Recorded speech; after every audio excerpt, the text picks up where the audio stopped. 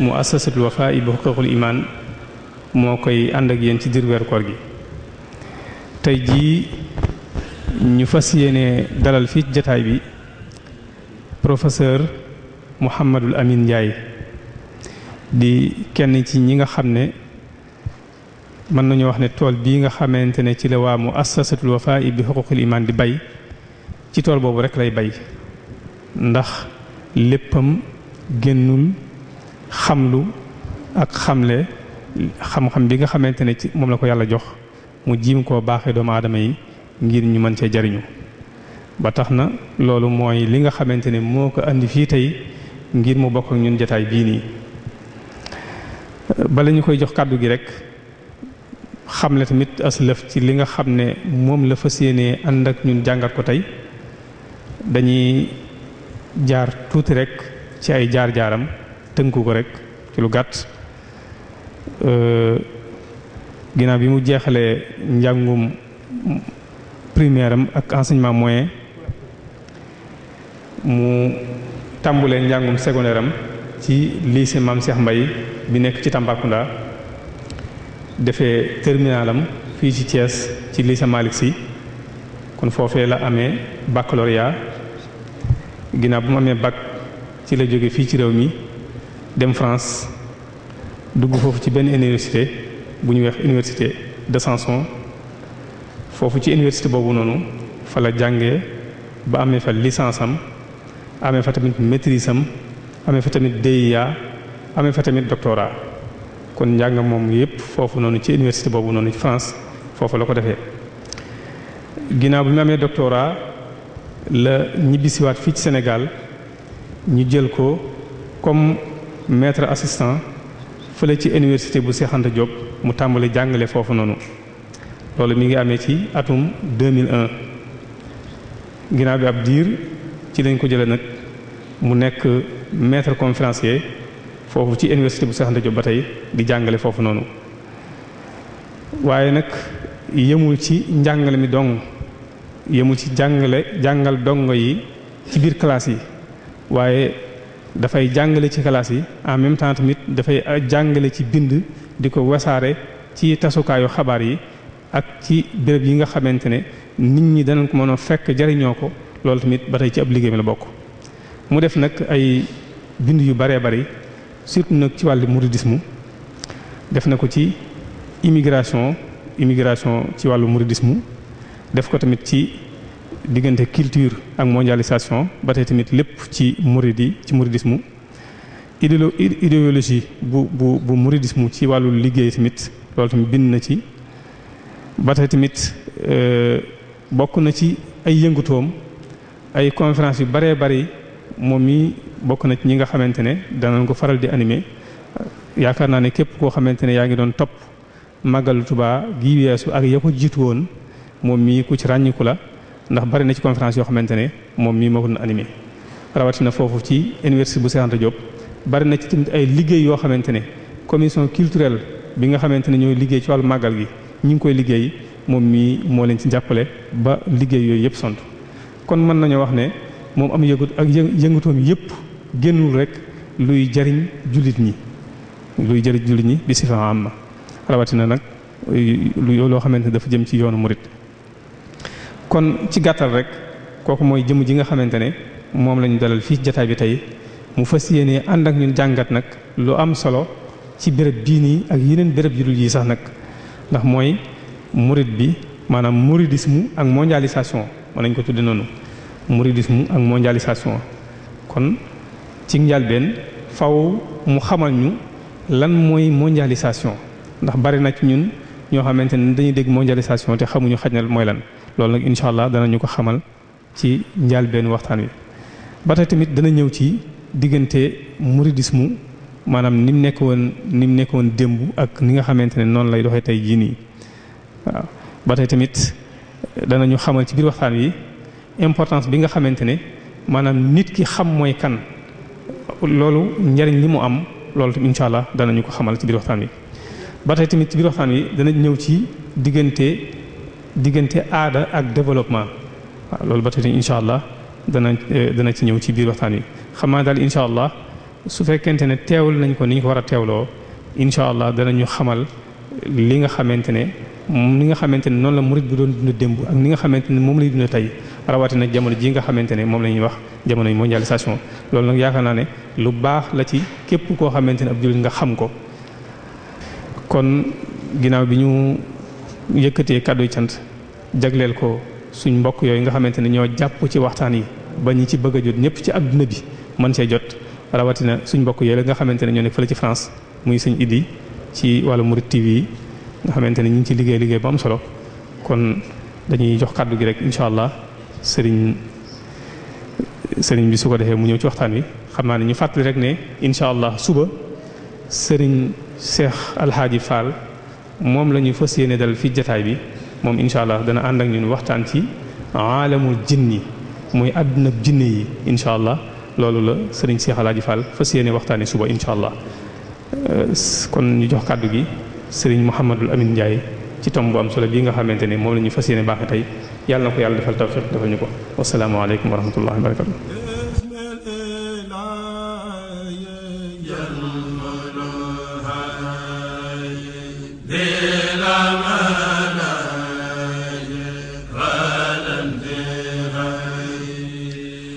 commencé di sant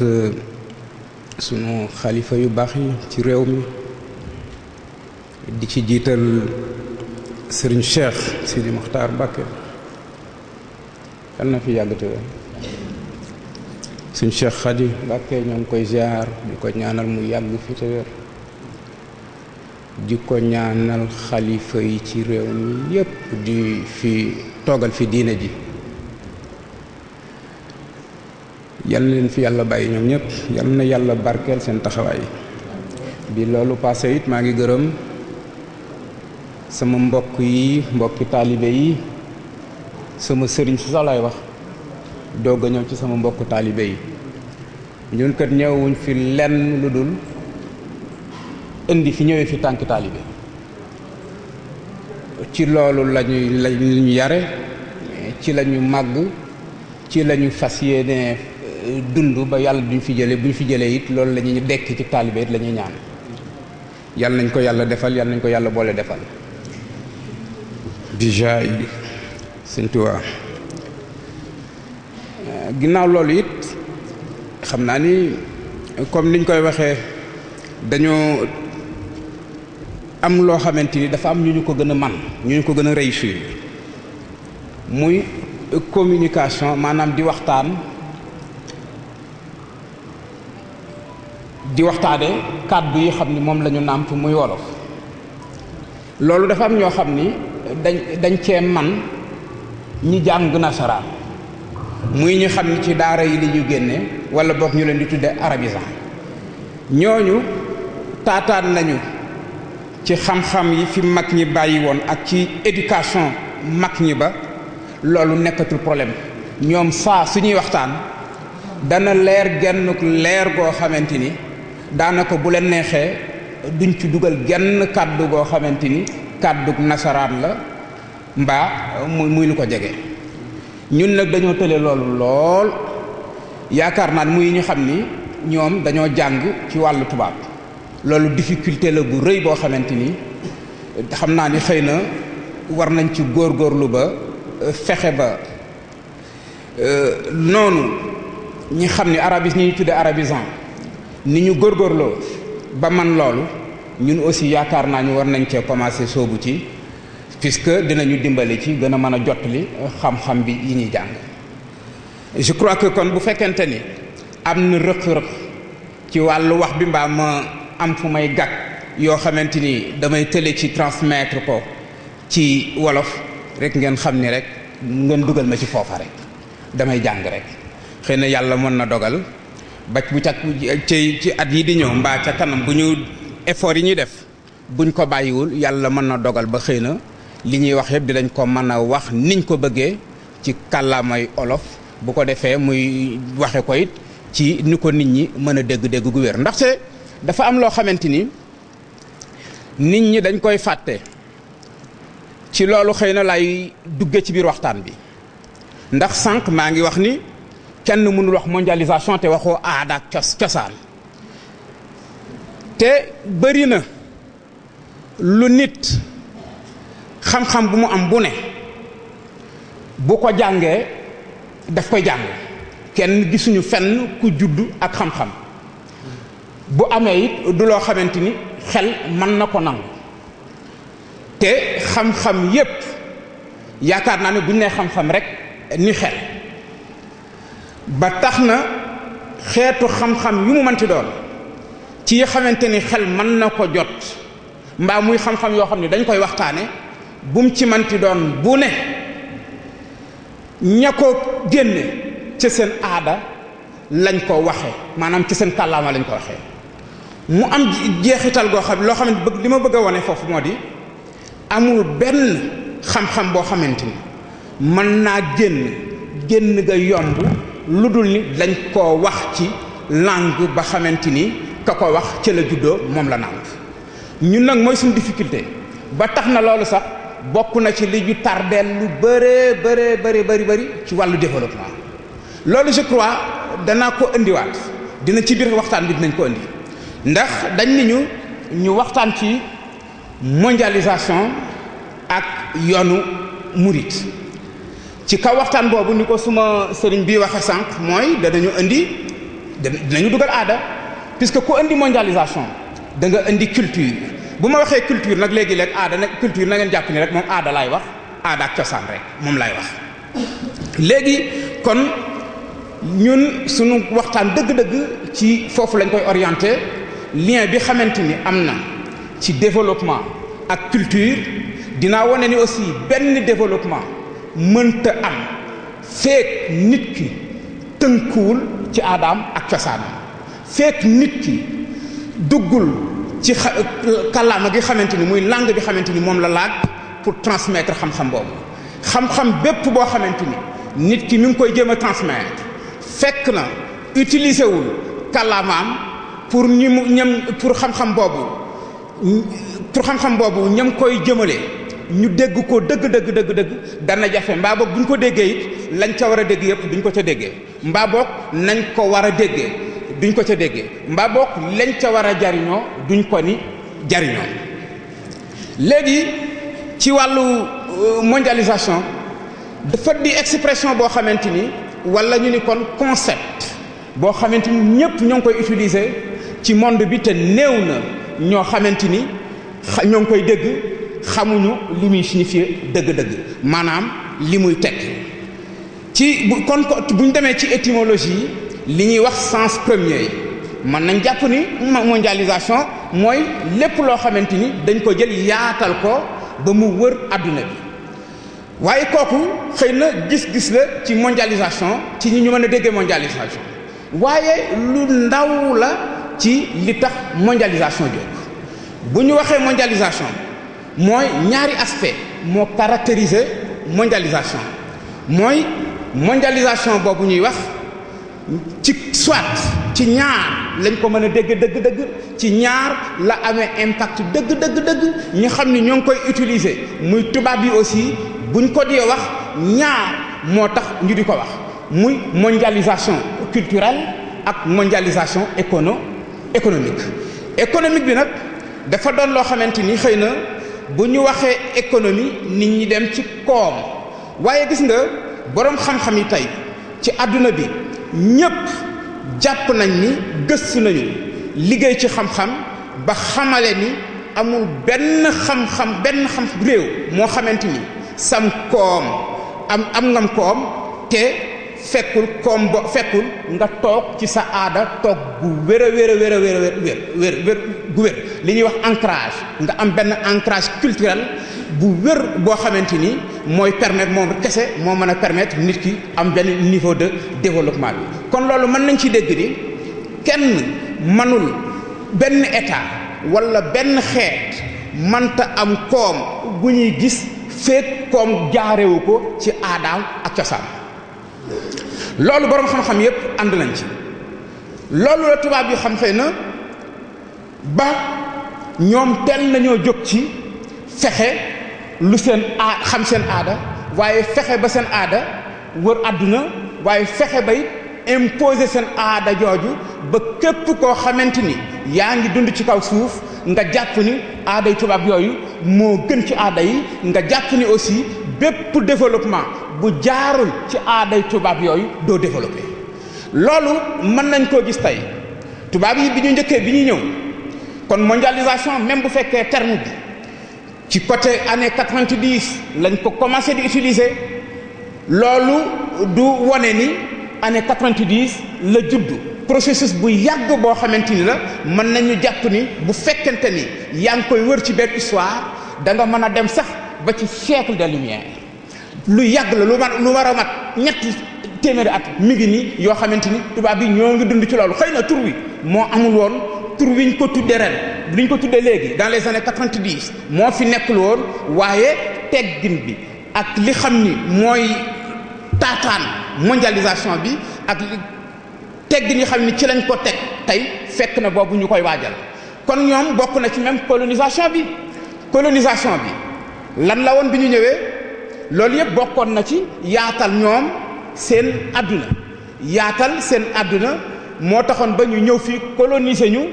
pour boole ñu ci ñoom ci seen suuf pour fexe donc pour wane ni mentalité boobu ñu amoon ni puisque base mondialisation dëgg-dëgg ci biir tubaab bi ci wàllu aada mooy ñoom seen objectif wala boog seen bëgg-bëgg seen yéene moo doon ñu fexe ba àdduna bi yëpp tënku ci benn aada kese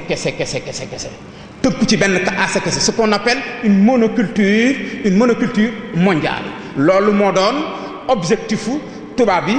looloo taxoon it ñu teel a génn ñoom dem ci réew yi di leen exploiter waaye yemuñu ci exploitation boo xam ne économique rek la waaye dañ leen doon exploiter aussi culturellement moo tax biñ ci ñëwee ñoom li ñu njëkk a wax mooy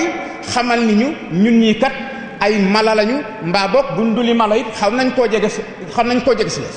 ñu ni nañ leen dem kon ca la ñu jëlee église jiital leen ni leen dem leen waaj ndax yéen nitu diine ngeen dem leen waajal ñu terrain ba ndax ñoo ngi ñëw waaye boobu fekk na am na lu ko lal li ko laloon mooy ñoom dañu ak koom lañ doon wut te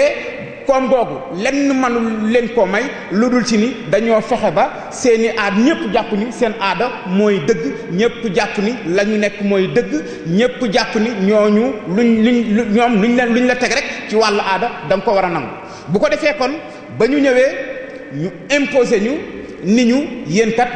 daanaka ñoom église daal di préparer terrain bi ni ñun daal dañuy dem ca ñooñu xam ni ay sauvages lañu ñoo xam ni daal daanaka ay mala lañu kon nag suñu waru gar la ci ñun ñi xamante ni am nañu ce qu'on appelle la bonne nouvelle l'évangile ñu dem jàngal leen ko pour ñu nekk ni ñu def leen ni nit loolu mooy moo tax foofi dem ci jamono yi ci colonisation bi li nga doon njëkk a gis mooy missionnaires yi ñoo fi installé woon ñoo fi toogoon di jàngal nit ñi seen aada ci kaw loolu yi di ñuy won ni ñun aada ju ñu nekkoon du aaday dara amuñu sax aada ndaxte mala rek lañu te mala amul aada donc ñoom seen objectif moo doon ñu def ñu ay nit seen objectif moo doon nee nañu ñu def ñu civiliser loolu nag moo taxoon aussi ñu implanter partout église yi ñu koy tuddee les appareils bokk na ci li ñuy tuddee les appareils idéologiques d'état yi xam ne état yi moom lay ñu utiliser pour mën a noot nit ñi mbaa bokk pour mën a imposer seen li xamante seen bëgg-bëgg ci kaw nit ñi ñu teg église ba ñu jógee ci église it ñu daal di ñëw commencer ndànk-ndànk di defi école puisque wér na ni tey boroom xam-xam yépp ànd nañ ci maanaam gëstukat yépp jàpp nañ ni nit xam-xam mi ngi fenn la xam-xam di génne xam-xam dëgg-dëgg mi ngi ci école lañ ko mën a jaarale ci école nag bu ma ko def daara ci la bokk loolu la mag ñi xamoon sax fii ci Sénégal ba ci colonisation bi tubaab yi ñëwee di ñu imposer loolu teg seeni église wàcc seeni école ñoom it ñu teg seeni daara loolu exemple yi bu ñu ñëwee ci mouridisme am nañ ci ay exemple yu bëree bëri waaye bu ñu génnee sax ci yoonu murid dem ci yeneen tarixa yi mag ñi fi nekkoon aussi pour bañ xamoon puisque ñoom aussi dañu jiitu woon seen ñi bokkoon jamono dañ leen a jiitu woon ci xalaat waaye sax boo demee ci gëstu da nga dem ba gis ni demoon nañu ba jiitu sax tubaab bi ci xam-xam loolu moom am nañ ci ay firnde yu wér suñu gëstu won nañu ni gis nga bi ñuy wax Karl Marx mi ñuy tudd léegi ci jamono ji même si aujourd'hui tey nii Karl Marx kenn waxatu ko puisque dem nañ ba xamante ni da ko doon imposer idéologie yi mu doon jàngale maanaam ñi mu doon jàngale tuddee ko xam-xam mujj na doon idéologie ba te dem nañ ba léegi xam ni loolu mu doon wax projet de société boobu mu doon imposer daanu na màbb na puisque dafa tegu woon ci matière kese dañu négliger ni àdduna du matière kese mais leneen am na yeneen yoo xamante ni mi ngi dox te sax dafay dem ba dépasser loo xamante ni xel moo koy dépasser ñoom nag àgguñu woon ci loolu bu ko defee ñu ni kon yàlla amul loolu mooy fondement capitalisme mooy fondement idéologie marxiste moo tax souvent léegi-léegi bu ma déggee ñenn ñi di def lien naan communisme day l'islam moo ci jiitu damay wax déet ëpp naa wax ñun day am nañu esprit de communautarisme am nañu waaye communisme dañ ko tënk dafa juddu ci weddik yàlla lépp loo xamante ni dafa juddu ci weddik yàlla mënul ànd ak lenn loo xamante ni dañ ko dëppale ak lu yàlla bëgg dañ ko dëppale ci alxuraan ak ci sunna donc loolu ëpp na sax di wax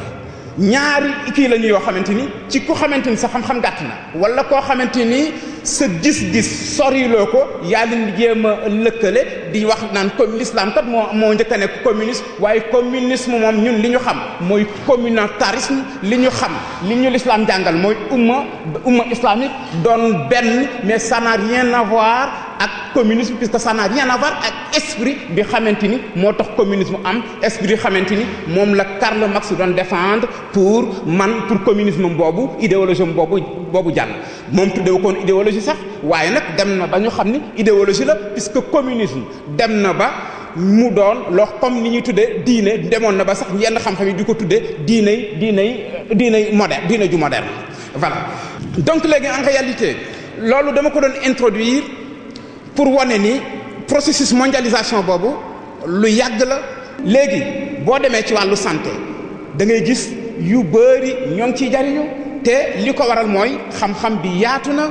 mondialisation moo waral yaatal xam-xam bi ba xam-xam léegi ñëpp man ci jot léegi même ci ginnaaw loolu ci wàllu aada fi mu ne nii tey lu yenn information lu yendu Dakar mën a fanaani Amérique mbaa du fa fanaani sax mën nañ ni sax wax ni lu yendu Dakar yendu Amérique puisque ci instant bi rek information bu xew fu ne ci àdduna bi mën nga koo xam ci saa si loolu yëpp mondialisation moo ko indil kon foofu danañ jàpp ni bu fekkente ni gàttal nañu dañuy bëgg a wax ni sax mondialisation daal njariñ kese la waaye nag war nañoo poser question bu mooy mondialisation donte am na njariñ ñan la amal njariñ dëgg war nañoo poser une question mooy est-ce que ñun ñi xamante ni ñooy pays yi ñuy tuddee pays pauvre pays tubaab yi di tuddee pays pauvre ak di ñu naxe naan ñu pays en développement gis nga moo tax concept yi dafay mat di gëstu di ko seet xam nga léegi lu bari borom économiste yi bu ñuy wax dañuy wax pays en développement mu doon concept yoo xamante ni ba léegi ñoo ngi toog di nekk te xamuñu ko ci idéologie occidentale boobu xam ni par le biais de la mondialisation ñoo ngi ñuy continuer di ñu imposer seeni valeurs ñoo ngi ñuy continuer di ñu obliger di ñu imposer seeni aada puisque xam nañ ni nit ki noot pour nga mën ko noot nen rek nga mën a jaare ci nootu nit mooy nga fexe ba mu weddi boppam nga fexe ba mu gàntal aadaam ak cosaanam nga fexe ba mu am complexe ci li mu doon nga fexe ba du wone fenn li mu doon loolu foo ko defee rek dominer nga nit ki te je crois que bu ñu ko dee seet domination boobu ci la ñuy dund te dafa am jeexital même ci expression yi ñu utiliser bu ko defee ñoom ñu naan ñu pays en développement xoolal dans les années 52 ci la ñu commencé di wax tiers monde mu doon benn journaliste bu moo njëkk a utiliser kii bi bu ko ñu doon di commencé naan tiers monde saa bu ñu waxee tiers monde rek xel yi daal di demoon ci réew yi xam ni doonuñu dara amuñu dara mooy ñi xam ni dañ leen a war a dimbali mooy ñi xamante ni ñu ndóol lañu ñu ñàkk lool ñu dem ba ca kanam moo ba xaw a nit ñi di évoluer mondialisation di yaatu xam-xam yi di gën a yaatu ñëpp di ci profiter ñu daal di changer concept di wax pays en voie de développement dans les années 60 ba dans les années 80 ñu dem ba loolu ñu dem ba xam ni pays mi ngi loolu aussi nit ñi ñoo ngi commencé di gis ci seen bopp jeunesse baa ngi ubbeeku ñoo ngi génn dans les années 70 dem bitim réew di dox loolu yëpp ci effet mondialisation yi la di gis li xew bitim réew di dem ak a ñëw dem Occident fu ne capital yi gën a mag ci àdduna bi yëpp ñu fay dem di fa xam li fa ne di xam ñooñu li ñu doon dëgg di xam seen aada la ca baax ak la ca bon di mu leen di permettre aussi ñu koy mën a comparer ak ñoom seen aada ba dem sax ñenn ñi sax dem ba gis ni kat ñeekat lii ñu leen doon xamal di leen xamal ni ñoom li seen aada ji aada yi nit ñu néew doole ñii du aaday dara wala ñu amuñu aada du dëgg ci kaw loolu nag la ñu daal di def beneen glissement daal di tudde pays en développement mais man li ma leen di laaj mooy ana lan ban différence moo am ndax soppiku am na ci lu dul xanaa dañ ñuy nax dañu utiliser seen langue rek di ñu nax waaye lañ kañ doon tudde pays tiers-monde ñañ doon tudde tiers-monde ñooy pays en voie de développement yi ñooy pays yi en développement te boo dee seet sax ñu teg pourtant ci kàllaame bi ni ñu ko waxee buñ ne pays en développement da ngay daal di am yaakaar da ngay naan kat man kat ndekk kon maa ngi ci yoonu développement maa ngi ci yoonu suqaliku mais xoolal différence bi léegi bu fekkente ni coono am na dëgg-dëgg bu ñu ko dee wax ci wàllu économique léegi la gën a am et pourtant ñoo ngi ñuy nax ci seen biir ñoo ngi utiliser seen langue ci di ñu nax c'est pour vous dire que langue dëgg-dëgg kàllaama mën naa ko tudde noonu langue mooy véhicule bi xamante ni aada ci lay jaar képp koo xamante ni bëgg nga développer wu da nga utiliser sa langue boo ko deful bu ne da nga bëgg a développer wu te doo ci génn mukk tubaab yi loolu la ñu xam ba d'ailleurs loolu moo jur aujourd'hui bi mondialisation bi imposé woo surtout la mondialisation culturelle ñu daal di ni léegi américains yi ñu gis ni anglais bi mooy mi ngi commencé dominer langue yépp ba ñu tudde ko la langue de communication internationale la langue de communication mondiale ca la tubaab yi ne lii kat lii kat bu dakkul ñun ñii sunu sunu kàllaama gi xamuñu fu mu jëm puisque bu fekkente ni sunu anglais bi dem na ba domine seen waxu anglais bi ñëpp ànd nañ ci di wax anglais sunu langue bi di français kenn dootu ko wax te buñ ko waxul lu ñuy mujje mooy sunuy aada dafay daal di dee te képp koo xamante ni aadaam dee na moom ci boppam dee na te ku dee ku ne dundatoo ku dundul je crois que mënatuñ laa dugal ci perspective bu benn développement léegi loolu moo waraloon d'ailleurs boo gisee francophonie ñu di ko wax tubaab yi daal di jóg ñoom ni nañ leen def ndànk kat puisque anglais mi ngi commencé wër àdduna bu wëree àdduna loolu mooy kon suñu langue bi dootul am tey la ñu créer francophonie pour mën a imposer ñoom it seen aada pour seen aada boobu di mën a dund partout dans le monde nit ñi di ko wax ñu koy continuer wax puisque xam nañ ni c'est la base de tout développement léegi kon loolu yu may indi la nii rek mais te mu wax bi dëgg ci yoonu murit laa koy indi ni yoonu murit nekk exemple de développement boo xamante ni ñëpp ñoo ngi koy xam léegi partout dans le monde boo demee aux États-Unis ñoo ngi am na ay universités yu mag yoo xamante ni ñoo ngi gëstu ci yoonu murit puisque yoonu murit dafa nekk lu ñuy tudde léegi ce qu'on appelle un phénomène social du ma toll sax du ma kese phénomène social mais c'est un phénomène social total mooy phénomène boo xamante ni yoonu murit mooy ci yoon woo xamante ni maanaam nañ ni comme tarixa comme moom ñëpp la xam bi xamante ni bu fekkente ni da nga ko bëgg a dégg da ngay boole lépp li xamante ni mooy ëmb ak dund mooy da nga xool ni yoonu diine la c'est du religieux am na diine la mais yamul ci diine kese même bu ñu mënee jàpp ni sax diine moom waaye loolu ki nga koy mën a wax mu dégg ko mooy koo xamante ni dafa xam am diine wala mu am culture diine kooku nga koy wax mu dégg ko waaye dañu nekk ci société boo xamante ni du ñëpp ñooy dund diine bu ko defee kon da ngay séparer diine ak leneen li xam ne du diine donte ñun ñëpp xam nañ ni képp ko am culture ci diine da nga xam ni moom diine boo ko ëndee lépp mi ngi ci diine bu ko defee kon ñu ni kon yoon bi te phénomène social total la day am diine ce qu'on appelle le religieux mais dafay am aussi économique da ngay xool aspect boobu boo fa jógee ci aspect boobu da ngay xool culture te ku wax culture wax identité je crois que ñun ñëpp xam nañ ni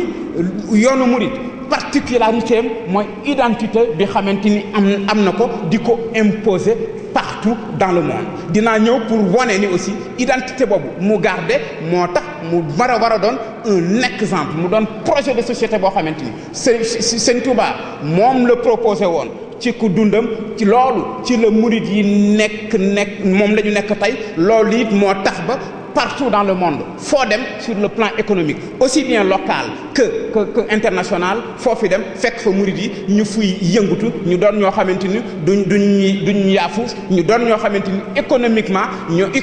ñu ñuy tudd lay doon. léegi kon loolu yooyu facteurs yooyu yëpp da nga koy il faut nga boole ko ci biir da nga ciy boole it ni loi ay règles puisque mondialisation aussi ay règles moo ko régir mais une culture moo ko régir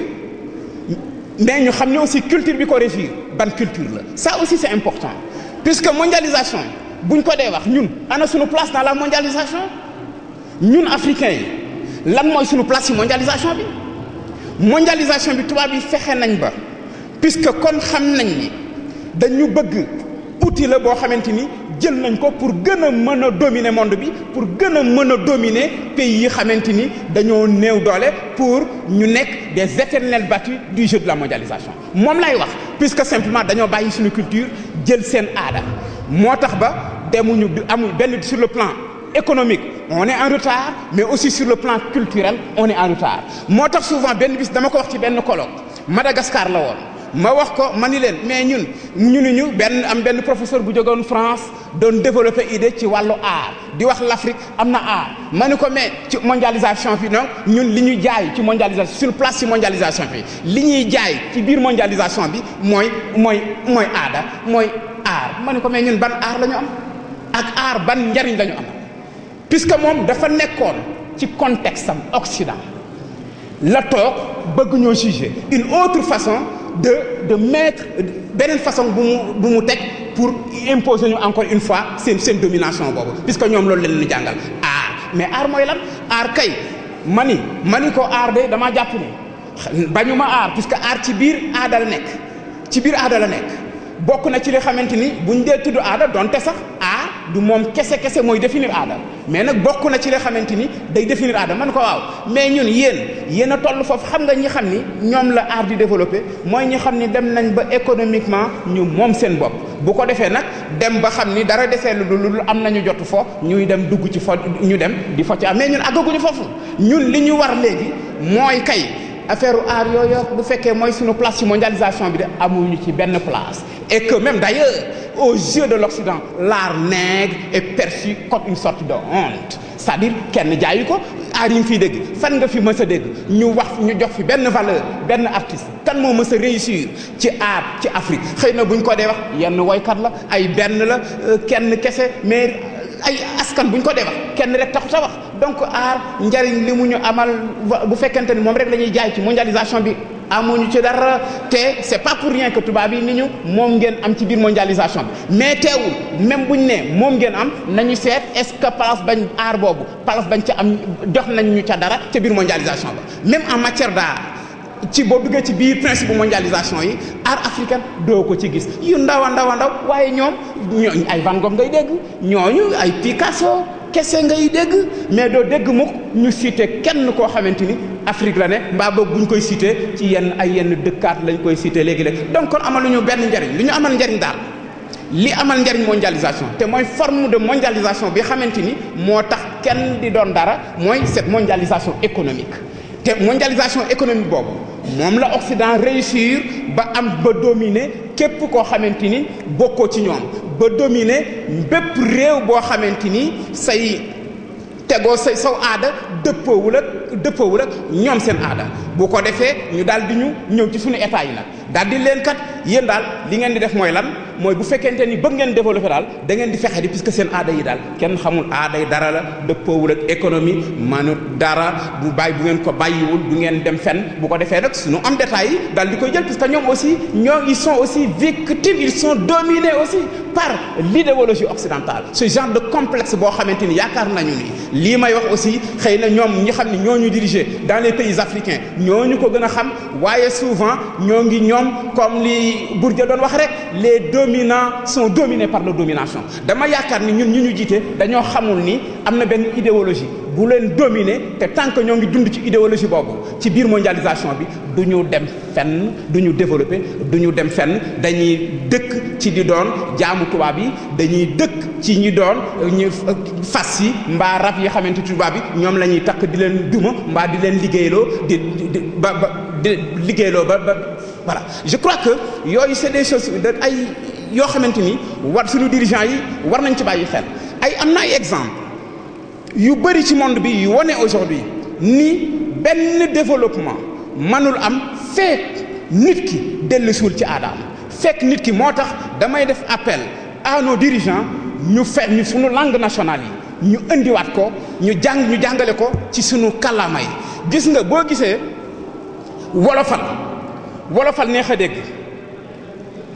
parce que simplement mag ñi xamoon nañu ni lenn nit ki mënoo koo jàngal mënoo koo xamal fekk waxewoo ko waxin woo xamante ni dafa jaar ci biir aadaam ci la koy gën a xamee damay joxe exemple souvent mathématique xam nga boo ñun bu ñu duggee école dañuy wax 1 plus 1 égale 2 de 1 2 3 di toog at di la jàngal fukk doo ci génn erreur bu grave boo xamante ni alors que xale boobu ngay jàngal fukk at mu toog naan ko 1 2 3 4 bu fekkoon ñëngoo ci aadaam wax ko ci xale ba mu juddoo la xam téeméer sax xam na ko puisque ci biir kër gi déjà dañ koy yónni naan ko di ko jox fukki dërëm lii lan la mu xam ni fukki dërëm la lii ñaata la téeméer boo demal ca bitig ba jëndal ma jëndal sunguf jëndal dugub jëndal vinaigre mu xam ko donc problème boobu notion de calcul boobu am nañ ko déjà puisque simplement xam nañ ko dañ ko amoon déjà ci seen biir culture mais bi tubaab bi ñëwee ci biir école bu ñu ñëwee ci la ñuy jaxase bopp xale bi complètement puisque simplement dañ ko imposer ñaar mooy léegi lañ ko doon wax mu na nga ko xamee woon ci biir aadaam beneen aada ñëw te aada yëpp bokkuñu nu ñuy représenté woo ni ñuy gise bokkuñu nu ñuy gisee bu ko defee bu ñëwee moom difficulté première mooy luñ ko wax lu ne déjà dañ ko initier nan nga koy waxee nan nga ki mu toog ci ay at da nga gis ñoo xamante ni jàng nañu ñaar fukki at def nañ mënuñu la prononcer ci école mënuñoo fexe ba prononcer la z koco s puisque dafa am jeexital langue bu ne dafa am jeexital te nit ki fi mu ne dafa am loo xamante ni dañ koy fàtte gis nga làmmiñ bi ngay gis làmmiñ bëñ yi son yi ñuy prononcer dafa biologiquement parlant dafa am rapport ak ni ñuy waxee te dafa am kàllaama yoo xamante ni son yoo xamante ni amul ci langue yëpp mi ngi mel ni ab pël wala alpulaar bu màgget boo ko doon jox milliard mbaa di ko rey ni ko waxal du ko wax ndax dafa amul ci langam ba mu jeex loolu dafa amul ci langam mi ngi mel ni arabe tële na ci linguistiquement nga wax loo ko peu lay wax puisque simplement le son peu existé wul ci biir langam léegi nga ñëw ci école bi nag moo tax souvent d'ailleurs ci en pédagogie ñu bëri dañuy réere lool mais xale yi ci foofu lañ leen bokk na ci liñ leen di gën a réerale nga ñëw difficulté yu ne pour mënul prononcer ngay dóor di puisque mënu ko puisque simplement yow fàtte nga ni lii dafa amul ci langam donc du ko mën a wax nga ko ci formaté ay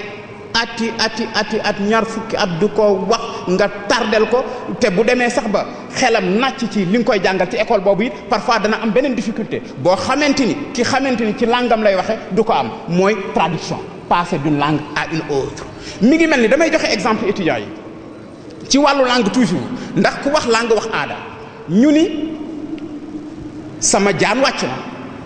bu ma ko waxee xam nga fii ñëpp xam nañ ni lan mooy sama jaan wàcc na xam nga jaan ku ne xam na mooy lan waaye bu nee jaan wàcc na am na leneen lu muy wundu ci biir aaday wolof lu dul mooy jaan ju nekk ci sa kaw wàcc du loolu mooy def nga sa warugar li nga waroon def yëpp def nga ko matale li nga waroon def yëpp mat na loolu lañ koy tekkee léegi nga daal di koy wax ci ñu jàng l'école nga ni leen mon serpent a descendu maa ngi def traduction littérale ñun ñii ñëpp ku jàng tubaab bu ma nee mon serpent a descendu da nga ko xam da nga xam ni li ma bëgg a wax mooy sama jaan dafa wàcc waaye wax ko tubaab boo ko waxee tubaab mu defa ni da nga fay nekkul mon serpent a descendu mu defa ni da nga fay nekkul dafay defa ni da ngaa tàggoog sa sago wala de koo fi wala ku dese nga wala koo xamante ni àndatul ak sagoom puisque nu jaan di wàcce ci nit ana jaan ja moom li muy xool mooy fu jaan ja nekk pour wan leen ni aada dafa difficulté yooyu nag ñu xam ni jàng nañu tubaab ci difficulté yooyu moo tax ba ma buñ ma dee wax ni léegi-léeg buñ dee wax lan moo tax nit ñu ñuul ni africains yi wala duñu inventé dara ma ne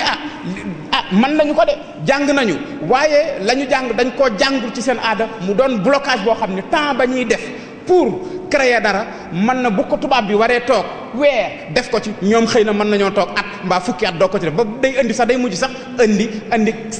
tayeel day mujj indi yaafus day mujj indi ba ñu defe ni sax xëy na ñun mënuñu dara wala war ñoo man dara lu nit ñi man nañ ko puisque simplement je crois que am na lu ñu Descartes waxoon dafa ne woon la raison est la chose on l'a mieux partagée mooy xel mooy li xam ni ñépp ñoo ci bokk yam képp koo xamante ni nit nga am nga xel léegi nag li xamante ni mooy dundal xel lan mooy dundal xel nag li koy dundal mooy jàng mooy gëstu mooy te ku am jàng am xam-xam di gëstu bu yàggee loo bëgg ci wàllu xam-xam da nga ko man kon ñoom loolu ñu mën nañ ko waaye je sais que blocage bi li ñu tardeel dëgg mooy li ñu ragal wala complexe bi ñu am ci jël suñu aada utiliser ko pour mën a développer wu léegi kon ci wàllu yooyu ay exemple rek yu ma doon andi la te dëgg-dëgg maa ngi ci appel la boo xamante ni maa ngi ci woo suñu dirigeants yi nañu dellu si waat suñu langue nationale yi nañ ko jàngale suñu xam-xam yi nañ ko jàngale ci langue yi am na ñoo xamante ni wane nañ fi ni même mathématique saxir ci am liggéey na ci lu bëri wane ni mathématique mën nañ koo wax ci olof man day doon naa soblu ndaxte dama gëm ni li ñu tudde nationalisme bu ma neexee sax man ni loolu la dama gëm ni en tout cas mënuñoo développé wu fekk dellusi wuñu ci sunu aada yi te aada nag li lay tax a dellusi sa aada mooy nga jël sa langue bi xamante ni moom nga dégg nga di ko waxee nga di ko liggéeyee nga di ko jëfee te complexe bi weesuwul Sénégal fii foofu dem ci bureau yi mais olof la ñuy wax olof ñëpp ko dégg mais lu tee kon ñu daal di jëf olof bi xam ni foo dem ci réew mi lu fa nit gàtt xam-xam dégg na tuuti wolof ñu fexe ba boog ñu ñëpp ñu koy waxandoo pour ñu mën a ñu au moins ñu nekk ci voie de développement je crois que ça c'est un travail boo xamante ni nit ñi war nañ ci góorgóorlu suñu dirigeants yi war nañ ci dimbali te je suis convaincu que loolu fekk lijjantiwuñ ko ci ay difficultés la ñuy nekk moom lii ñuy tudde développement kii ak yooyu yëpp nañu leer ni moom ñooy nekk les derniers rek ñooy nekk li ñuy tudde maanaam ndaare ci mondialisation ndaare boobu ñu ne loolu daal bu fekkente ni valoriser wuñ suñu culture yi duñ ci génn loolu sax moo tax ba am na ñoo xamante ni xamoon nañu loolu à travers le monde depuis les années 70 ñu commencé nag di fippu di wone ni kat déet waaw ñun yéen ñii li ngeen wax duñ ci dëpp puisque dem nañu ba xam ni da ngeen ñuy tardeel bu fekkee dañoo sóobu ci seen aada pour développer wu bu fekkee dañoo utiliser seen aada pour développer wu duñu dem fenn am nañu ko xam ba ñooñu ci lañu doon tuddee la revendication des identités ñu commencé nag di wane seen bopp loolu d'ailleurs ñooñu xam ni wane woon seen bopp gis nañ ci ni ñooñu génnoon nañu ci engrenage boobu leen tubaab bi dugaloon ba dugg nañ ci biir développement am na ci ay exemple may njëkk a cité mooy Chine fii mu ne tey kenn du tudd puissance ci àdduna bi te tuddoo chinois yi d'ailleurs am na ñuy xalaat ni sax Chine fi mu ne mooy première puissance mondiale même si ba léegi officiellement dañu jàpp ni première puissance mondiale Amérique la mais nit ñi ci biir ci suuf ñoo ngi xalaat ni première puissance mondiale fi mu ne Chine la waaye Chine li mu doon li ko yóbbee dafa dem ba xam ni aaday tubaab bi yóbbu lu ko dara mu daal di def benn rupture dellu ginnaaw delluwaat ci aadaam di jàngale ci aadaam gëstoo ci aadaam connaissance xam-xam yi ñeneen ñi am mu jël ko indi ko ci aadaam véhiculer ko ci aadaam ñu jariñoo ko moo tax développement Chine seen développement gaaw loolu exemple la gis nga même Occident développement Occident lu ci bëri muy ci dem nañ ba ci wàllu médecine ci wàllu astrologie muy la société grecque puisque bu ñu dee tudd kenn mënut a tudd Occident te tuddoo société grecque puisque civilisation Occident même bu ñu xamee ni ci Égypte la jóge waaye ba mu jógee ci Égypte ñoom dañ ko jël yóbbu ko Grèce mu dem ci Grèce nag ci Grèce la jógee nag law wër Occident mais civilisation boobu moom ñoom sax lu ci bëri ci wàllu xam-xam mais tey xam-xam gëstukat yi wan nañ ñi jàngal nañ ñi xam-xam boobu yëpp ñoo ngi ko jëlee ci ñeneen ñi en l'occurrence le monde arabe gis nga wàllu médecine l'islam wala le monde islamique àggoon na ci foo xamante ci wàllu développement bi ñu demee ba ñu dugg Europe ba dem coloniser leen tuuti dem biir Espagne bi ñu demee ba gars yi jëlaat nanguwaat ko xeex ak ñoom ba nanguwaat loolu li ñu njëkk a def mooy texte yi xamante ni arabe yi dañ ko bindoon bàyyi ko ñu jël ko traduire ko texte arabe yi ñu jël ko traduire ko ci seen langue ñoom maanaam ci langue ci grec ñu def ko ci grec ak ci latin def ko ci kon ñoom aussi dañu nekkoon ci puisque ñoom teel nañoo dégg ni nit ki xam-xam dëgg-dëgg bala muy jàll bala muy neex a dégg ñu waxe ko ci kàllaama yi ñi xamante ni ñoo ko ci kàllaama yi ñi xamante ni ñoo bëgg a dund xam-xam boobu mais ñoo bëgg a développer xam-xam boobu léegi Chine exemple la ci boroom xam am ñu def ay études sur le mouvement sur le mouridisme wane ni sur le plan économique le mouridisme est une super puissance économique loolu kenn mënu ko incontester mais loolu aussi nga daal di xool lan moo waral loolu lan moo indi le fait que le mouridisme nekk une super puissance économique au niveau national ci biir Sénégal nga gëstu loolu ba pare bi ma ko gëstoo ma gis ni ñu am ñu ni gis nga buñ doon ci maanaam ci gàttal buñ dee ci misaal bu fekkonte ni tànn nañu fukk ci réew Sénégal fukk yi xam ne ñoo ci ëpp alal juróom-ñett yëpp ci yoonu murid lañu bokk xam nga kon loolu war nañ ci am jàngat war nañu am jàngat ci ni lu waral loolu parce que alors que yoonu mouridisme branche ci l'islam la donc diine la mais lan moo tax ba même ñu ci biir diine mu am benn développement économique bu ci feeñ boo xamante ni feeñ na ci feeñ boo xamante ni d'ailleurs mën nañ ci bépp réew en tout cas bu bëgg a développer sax mën nga ko jël comme modèle pour développer wu donc ci biir yooyu la ñu dem di ci gëstu di xool ci la ma suma xel demee ci ni ma ne waaw kay léegi kon naa dugg ci biir histoire u mouridisme mooy la ma leen doon wax phénomène social total fee bu ne da ngay xool la ca diine moom la ca aada moom la ca société bi moom la ca organisation moom la ca économie moom la ca droit moom aussi boo ko defee ci loolu ngay amee xam-xam bu wér ci fonctionnement li xam ni da nga koy gëstu leneen saa boo jógee bëgg a gëstu mbir nga jël benn aspect rek c'est que lenn rek nga ci xam te xam lenn ci mbir taxul a xam mbir ma ba mu jeex donc loolu moo ma permettre ma ni kon li waral lenn déjà yoonu murid boo fi ñëwee fekk fi diine xam-xam dafa am histoire am dafa am lu ko waral gis nga demal ci sëñ bi mu fi nekkee sëñ Touba muy sëñ Touba d'ailleurs muy El Hadj Malick muy kër yu baax yépp ñoom ñëpp bi ñu ñëwee tubaab bi ñëw fi imposer seen culture ñu xam ni lii kat buñ ko toppee xamuñu fu ñu jëm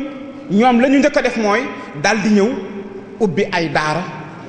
daara yu bëri fi lool daara yi sax yàgg na fi déjà au 15e siècle ou 16e siècle fekk na amoon na ay daara l'histoire buñ nañu dem un peu rek ci l'histoire de daara yu pure donc xam-xam yàgg na fi waaye dëgg-dëgg boobu it aussi daara yi bëri wu ñu woon lool noonu donc dëgg-dëggi daara fi daara amee woon njariñ dëgg fi xamante ni daara ca la waree woon ñëw dëgg-dëgg pour amal njariñ nit ñi moo doon jamono ji méngoog jamono yi suñ sëñ bu baax sëñ bu mag bi mooy jamono ji xam ni aussi ci la El Hadj Malick nekk ci réew mi mooy jamono ji ak aussi Cheikh Sadibou ñu baax ñooñu ñu xam ni ñoon tudd ci la ñu ñëwee woon jamono jooju la tubaab bi nekk ci réew mi ci partout ci réew yëpp imposer culture am teg fa imposer christianisme bu baax a baax daal di dem ba aada mu imposer ko ba nit ñëpp sax kenn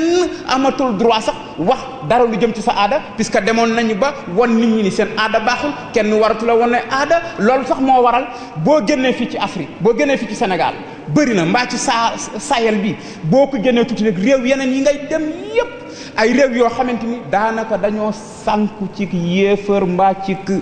ci beneen aada ba moom doo xam ne mu demee loolu kon ñoom ñu mel ni sëñ bu mag bi ñu mel ni El Hadj Malick jamono jooju ñëw xamoon liggéey boobu tubaab yi bëggoon yi seen yéene ñoom te ñu xam ni ñu am seen yéene ñoom it ci seenu askan ca la ñu jóge di liggéeyal yàlla mais bañ ko commencé aussi daara ci la ñu commencé dëgg-dëgg ñuy wax daara yi dëgg-dëgg ci la commencé fu ne ci réew mi ñu fay ubbi daara sëñ bi am benn stratégie dans le monde mouride moo doon ñaar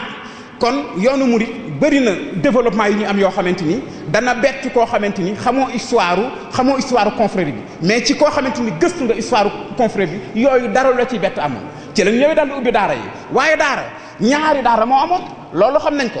ci yoonu murid en tout cas mooy daara joo xam ne dañ fa doon jàngale alxuraan daara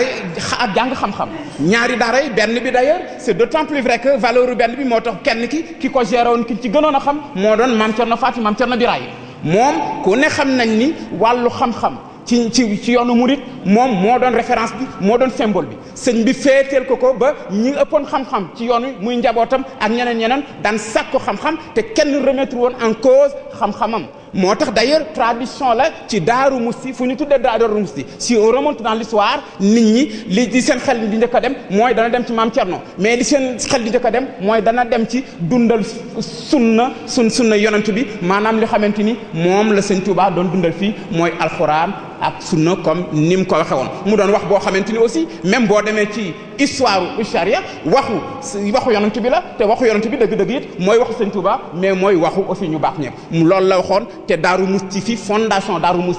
Musti fondation dëgg loolu la woon espace boo xamante ni sëñ bi yóbbu na fi ku baax ki Maam Cerno daa ñuy jàngale puisque loolu moo doon tradition c'est d'autant plus vrai que sëñ bi ba muy génn loolu yéen a ma ko gën a xam jàngalu ma leen dara mooy daf ko dénkoon daara yi donc ku la dénk daara lu mu la dénk mooy xam-xam lu la dénk xam-xam nag ku la ko dénk ku ne dénk na la li xamante ni ci la ñuy dominer àdduna c'est d'autant plus vrai que gis nga xam-xam soloy xam-xam moo tax boo demee ca poorum Ndakaaru be docker bay yanu moo fa gën a néew payoor waaye ingénieur ba mbaa inspecteur de douane ba ne ca bureau ba climatiseur ya jël as stylo di bind moo fa ëpp salaire donc gis nga kon kii mi ngi fournir effort waaye kële pourtant day fa effort bi muy fournir moo ëpp fuuf waaye kële la ñu considérer puisque xam-xam la am c'est pour vous dire que l'islam moo mës a bëgg xam-xam moo mës a valoriser xam-xam sëñ bi aussi bi mu ñëwee ci loolu nekk valoriser xam-xam comme tubaab yi ñoo ngi ko doon indi li jafe-jafe fu ne ñu ligg ak ñoom ci seen gis-gis jàpp ni ay jafe-jafe lañ ko indil fu ne ñu yóbbu ko fa teewul it booba moom comme mënul woon assurer loolu yëpp fii mu jël am ñoo xamante ni ay borom xam-xam yu wér lañu mu dénk leen daara yi ci ñooñu comme je l'ai dit Maam Cerno bokkoon na ci ñoo xamante ni ci borom xam-xam yi xam ne dañ daan wasaare xam-xamu charia ci yoonu murid bi waaye gannaaw loolu à côté aussi amoon na puisque diine gis nga diine jenn ju àndul ak liggéey boo moytu rek mu sooxe boo gisee pays yu bëri tey pays jullit yu bëri ci wàllu économie duñ leen tudd puisque dañu valoriser kese théorie maanaam xam-xam li leen alxuraan jàngal yam ci loolu rek jàng alxuraan ba mu jeex di ko tari di ko jàngal nit ñi la muy baax diine yamul foofu kese bu fekkonte ni dafa yam kese ko foofu kon yonent bi gën ñëpp gën a xam ñëpp du fonder un état moo tax kon yooyu da lay won ni rek ñu mel ni sëñ bu mag bi ñoom daal maanaam buñ la looy day neex a dégg ci koo xamante ni am nga culture tuuti ci l'islam day neex a dégg ci ni dëgg ñoom ñooy représentant yi yonent bi alayhi salaatu salaam fii ci kaw suuf en tout cas ci seen kaw jamono puisque bi ñu ñëwee aussi modèle de société boobu la ñu indiwaat rek li xam ni dafa sooxe woon dañ ko fàtte woon dafa ne alxuraan daal mooy di wër adduna bi di transmettre ay mission rek nii la charia lii la ku julli mooy lii farata yi nangam la mais diine passé na loolu sëñ bi mu ñëwee xam ni loolu xëy na nit ñi négligé loolu rek lañ kon bàyyi beneen côté bi xamante ni moo tax adduna di jàkk ci la ñëwee nag ubbi yeneen daara nekk fi muy daara liggéey et par exemple yooyu mën nañ cee génne ku mel ni Cheikh Ibra Fall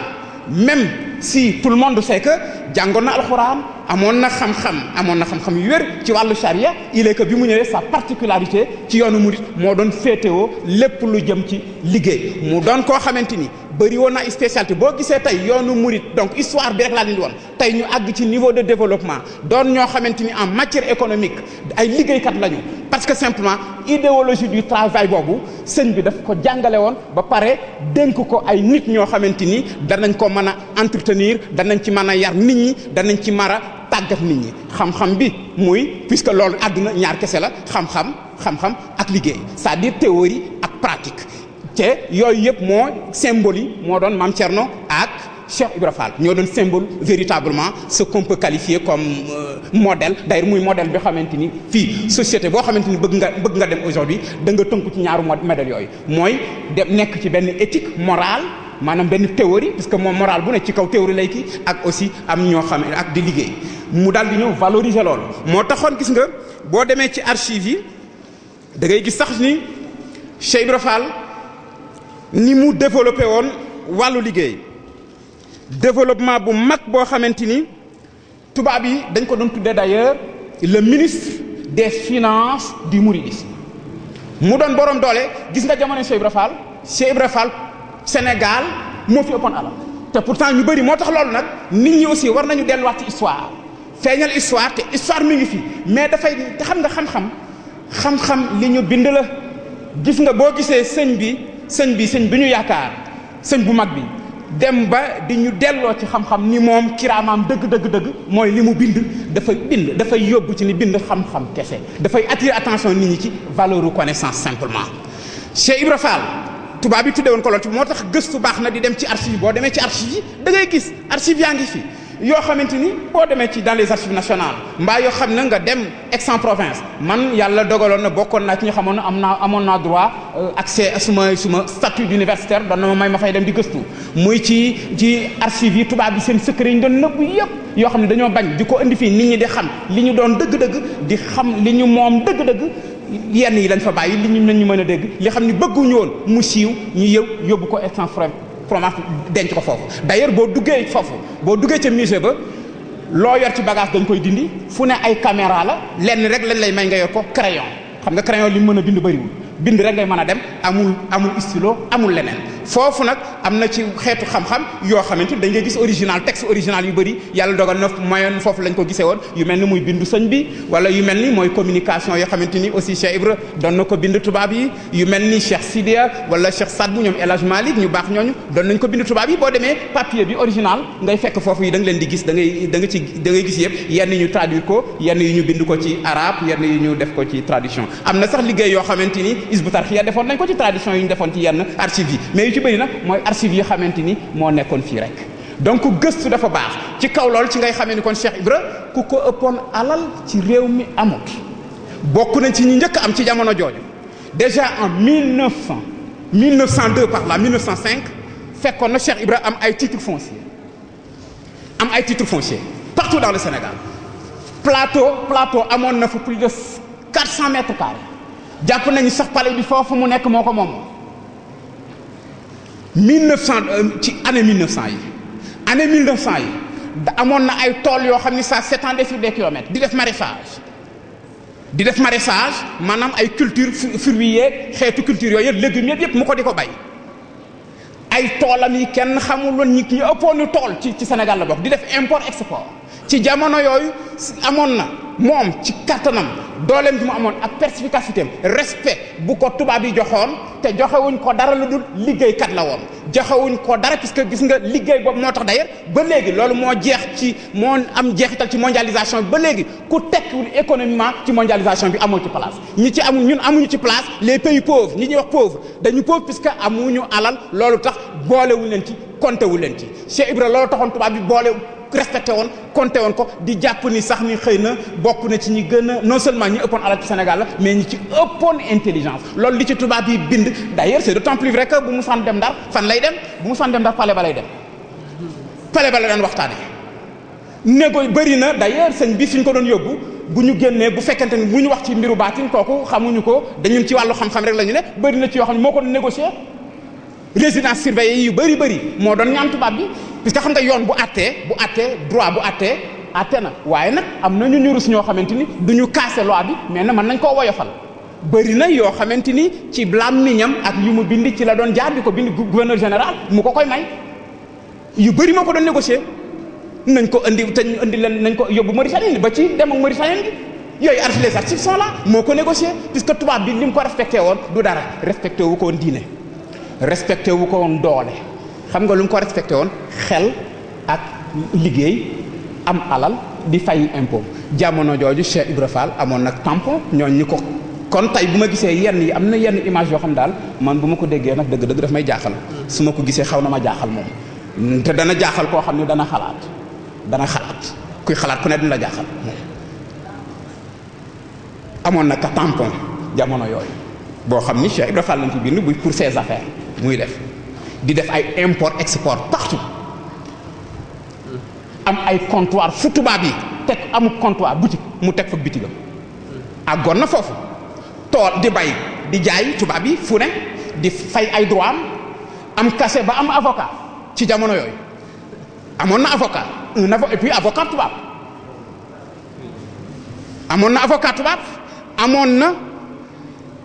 na ñaari bindkat tubaab yu xarañ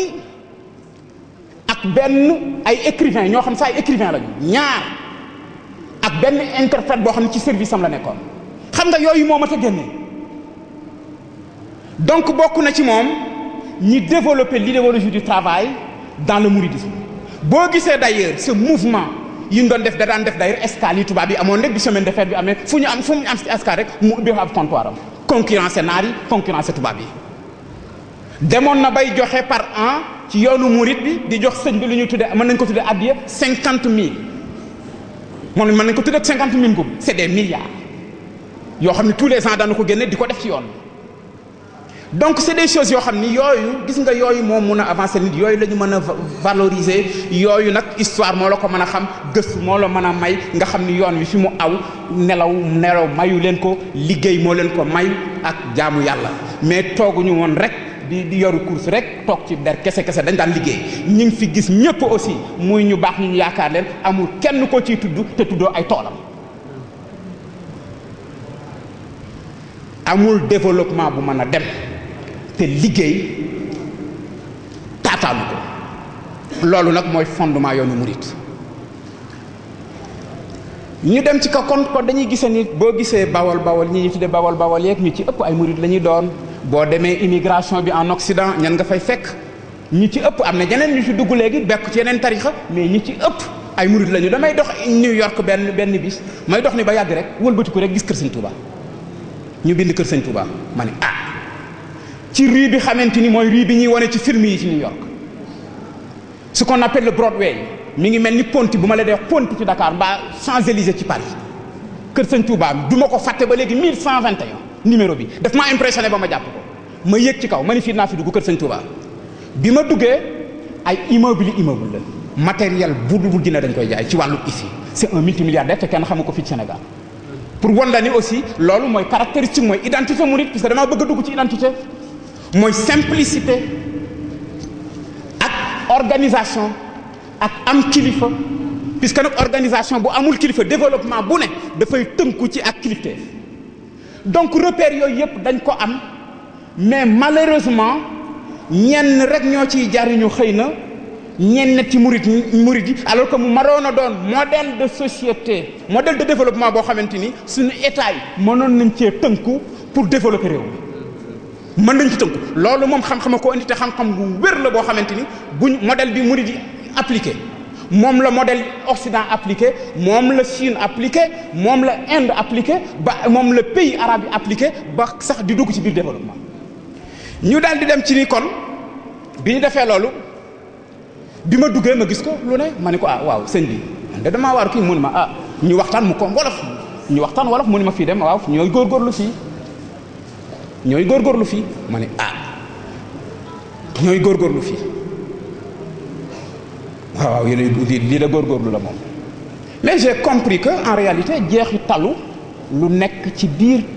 luy fonctionner wu luy dundal diine bi moo tax d'ailleurs le travail fait partie des piliers du mouridisme yoonu murid bu ci liggéey amul nekkatu rek nekkatu te nag yaakaar naa ne yonent bi moo alayhi salaam moo waxoon ni loxo bi joxe moo gën bi nangu c'est une image simplement kii liggéey mooy joxe kii nangu mooy ki toog yàccaaral yaafuus yoonu murid xamul yàccaaral xamul yaafuus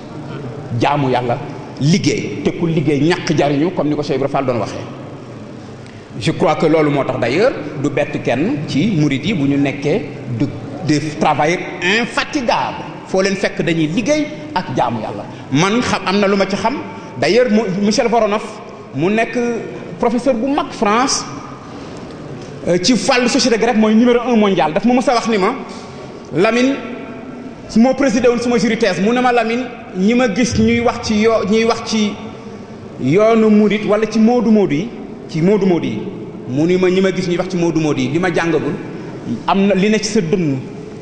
wóor na ma ni génneegoo ko mais ku ko ci xam amul te loolu yaakaar naa ni ñeme naa ko wax puisque ñëpp ma ngay déglu def naa fukki at ak ñaar ci biir Modou Modou yi génn ma ci bi ma nekkee étudiant kon foofu moom moo tax sax damay bëri fu may dem bu ñu ma waxee lan nga ma ni Modou Modou la mais Modou Modou lan lay symboliser c'est-à-dire mooy symbole modernité yoonu murid la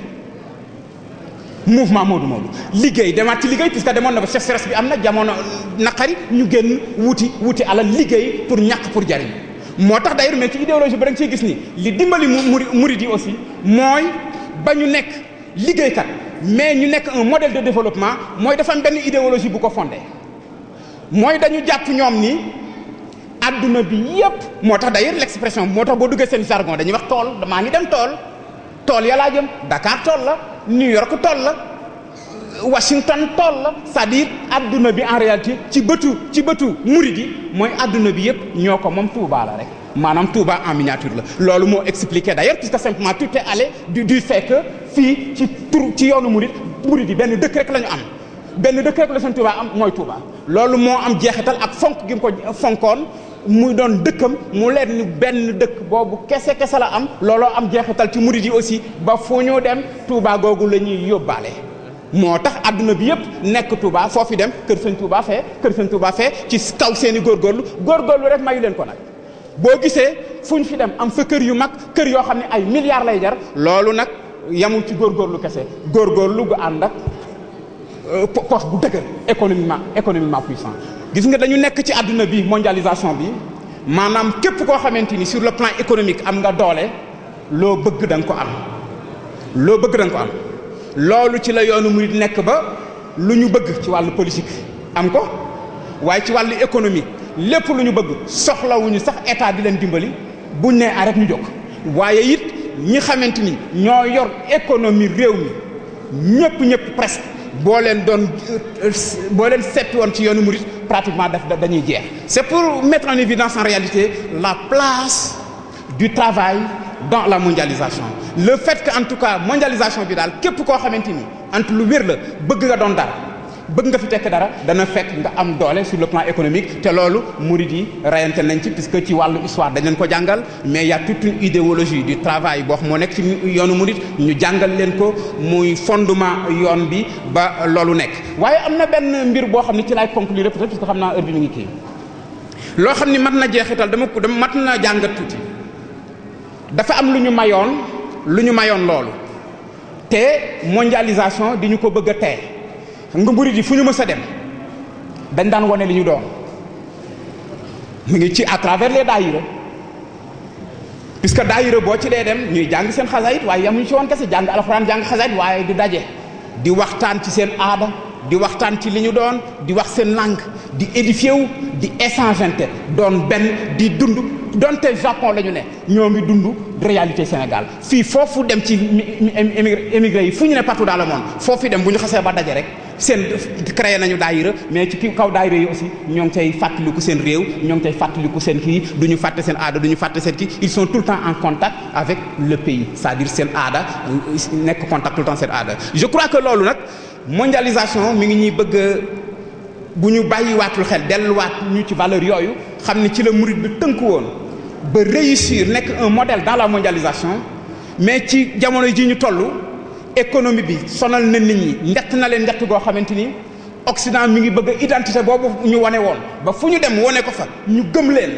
fu ñu dem wane foofa di sol seeni mbubbu murid di sol seeni martume di sol seeni marakis di sol seeni xaftaan fu ne ñu dugg fa di jàng xasaayit yi di défilé ba ñëpp di wane seen bopp ba ñëpp xam ni ñii ñan lañu xam ni ñii ñu xam bëgg nañ li ñu doon xam ni ñii li ñu nekk dëgg la loolu aussi bokk na ci li leen may fu ñu àgg fu bunt bu ñu ubbi aussi bunt bu ne danañ ko ñemee fëgg puisque jàpp nañ ni fu ñu dem ci àdduna Touba la ñoo ko moom seen suuf la mais en plus de cela jàpp nañ ni li ñu nekk mooy dëgg te dëgg-dëgg it mooy dëgg ñu jàpp nañ ni aussi ci kaw wane seen identité ci lañ leen di respecté te ñu ñeme ko te rusuñ seen identité boobu loolu wane boobu moo koy wane moo taxit fu ñu dem ñu am ubbi ko fu ne bay am ay semaine culturelle États-Unis journée culturelle New York ak fu ne ci àdduna bi loolu seen personnalité boo xamante ni dañ leen ko monté mondialisation nag dina la ci xamal lan ki la fi ëpp personnalité ki la fi ëpp audace moo la gën a man moo la ci mën a génn léegi nag ñoo ngi bëgg a dellu perdre repère yooyu puisque léegi boo demee ci yenn réewu Europe yi économie bi métti na nit ñu bëri xale yi mujjee dem yóbbu nañu seeni doom njaboot gi xam nga boo yóbboo njaboot léegi doo leen mën a sa soxna ñëw dootoo leen mën a bokk ak mi ngeen nan dëkk communauté boobu ngeen doon dund doon leen ko man bu ko defee dafay indi beneen mentalité nga daal di wut appartement dem na le mais boo demee appartement wéet fa say doom judd fa foo leen di yóbbu tubaab yee leen di yar am na nag ñu siy góorgóorlu ndax kër sëñ tubaab yu bëri na partout dans le monde ñuy jéem a jàngale alxuraan mais am na ñoo xamante ni ña leen lay ëpp jeexital ci ñoom mooy yar ba tubaab yee yar ci ñoom ba mujj ñi am ay perte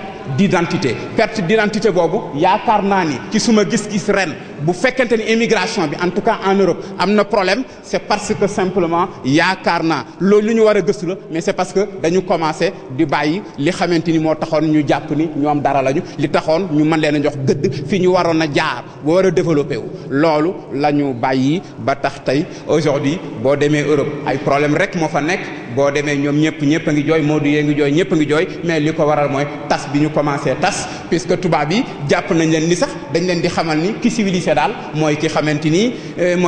ni dafa bàyyi aadaam dafa ñëw jàpp ci aada tubaab yi dañ ko leen di ñoon la ñuy tuddee intégré les intégrés waaw ñoo intégré bëri nag Modou yoo xam ni commencé nañuy intégré waaye xamuñu ni dëgg-dëgg intégration boobu damaa ragal ni bu dakkul musiba rek la leen di jural et encore fois je réitère que développement benn mënul am en tout cas dans la mondialisation fekk nit ñi delluwaat seen aada fekk tooguñu ci seen aada jaay seen aada fexe jàngale seen aada véhiculer xam-xam yëpp ci seen aada asalaamaaleykum wa rahmatullah.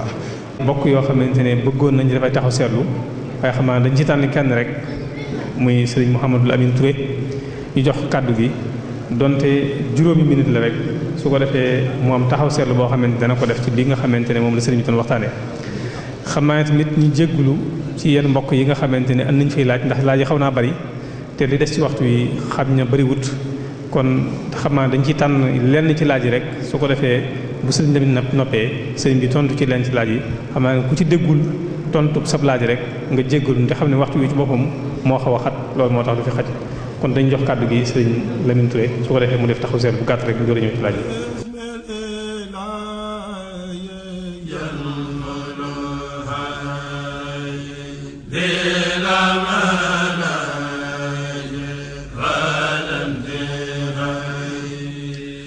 jërëjëf Serigne Lamine Ndiaye ci waxtaan wu am solo yi nga xam ne nii andil nga ñu ko xam naa ne tàmm nga soo waxee ba noppi ñu tàccu waaye fii xam naa aada ji moo tax ne kon jàkka ji dina riir ak tàccu ndax wax ji am na solo lool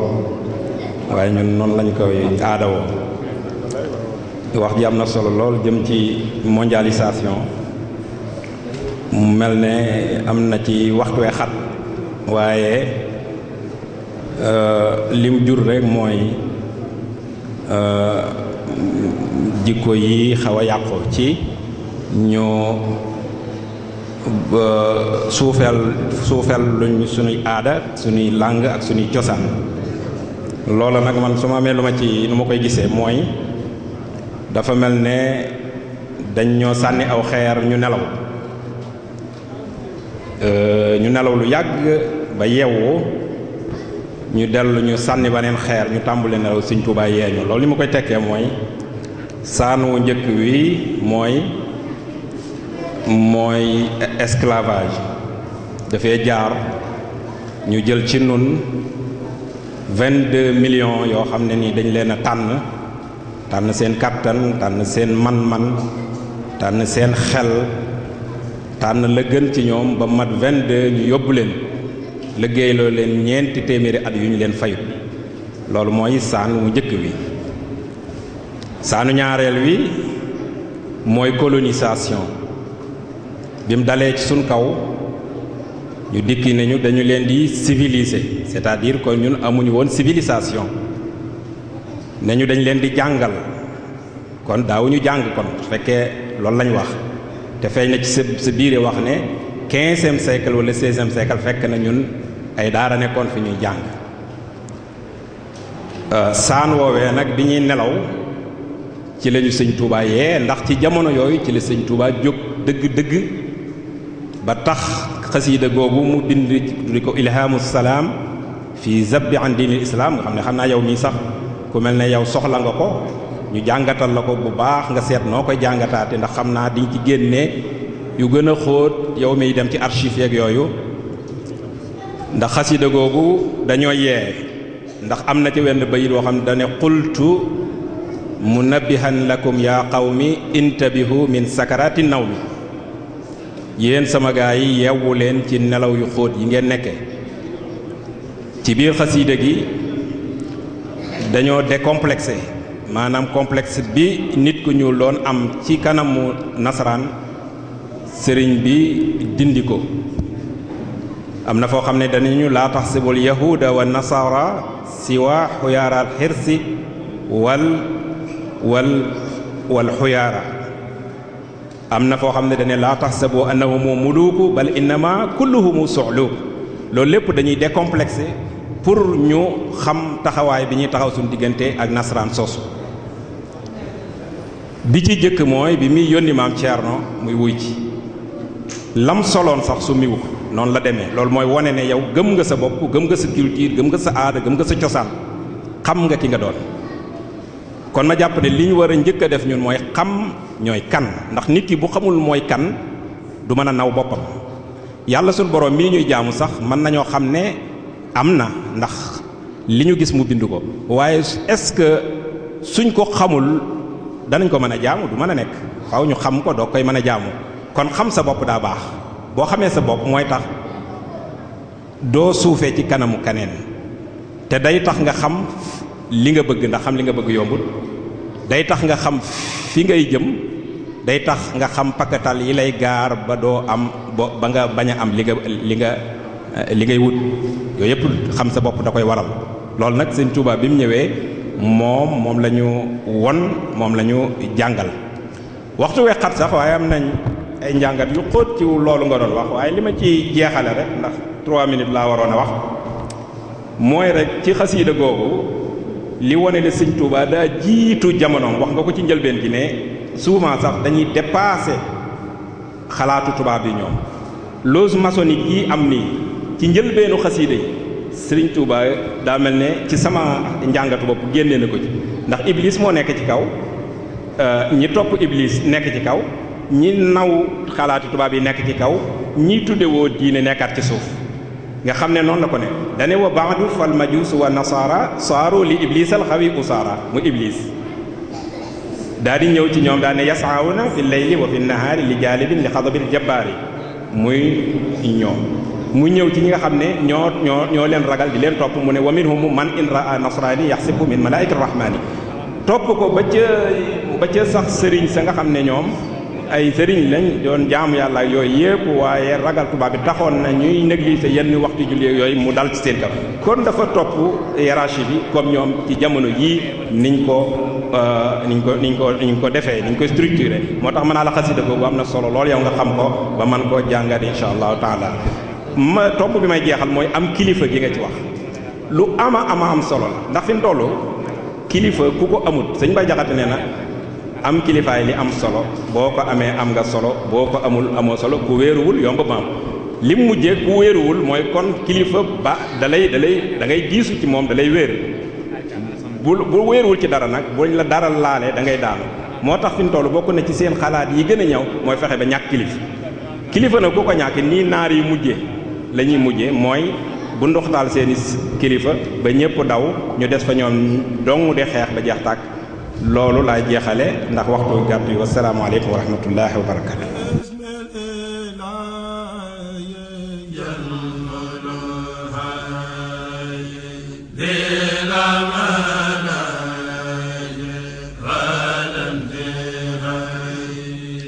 bismillahi irrahmani irrahim wa sallallahu ala sayidina wa mawlana muhammadin wa ala alihi wa sahbihi wa sallam asalaamaaleykum wa rahmatullahi wa barakatuhu mbokk yi ñu ngi leen di nuyu di leen ziar di leen balu àq di leen balax di leen ñaanal jàmm te koy sàkku ci yéen tey ñaan yàlla mi am jàmm te kum ko defal nga am ko yàlla nañu ko yàlla bool defal Seydil Muhadir Mouhamadou Lamine Ndiaye ci turu muassasatul Wafa bi huquqil iman ñi ngi lay sant bu baax a baax déglu nañ tam bi bàyyi nañ ko xel laaj yi rek firndeel na ni déglu nañ waxtaan wi ndax mat na fukki laaj ak juróom xam naa waxtu wi du maye ñu mën a jàllale yépp mbokk mi nee na ginnaaw bi mu la sante rafetlu waxtaan bi dafay laaj yéen jàngkati murid yi lan moo tee rek maanaam ngeen mën a taxaw ci ñu moom suñu bopp ci lépp mu ne dafa bëggoon itam nga wax ko ci sa xalaat rek